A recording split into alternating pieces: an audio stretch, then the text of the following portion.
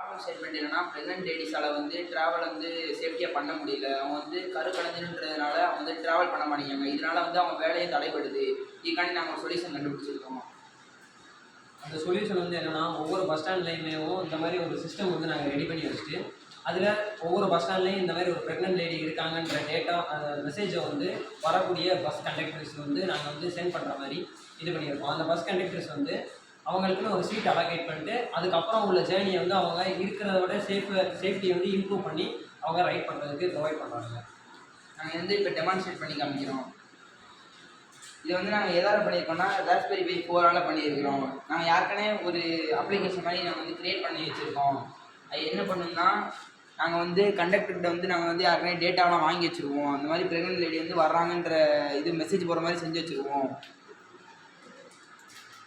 இப்போ வந்து web camera வந்து எங்கள் ஃபேஸை வந்து ஸ்கேன் பண்ணும். ப்ரெக்னென்ட் லேடி இல்லாததுனால வந்து வெப் கேமரா வந்து இப்போ எங்கள் ஃபேஸை நாங்கள் ஸ்கேன் பண்ணுற மாதிரி வைக்கிறோம்.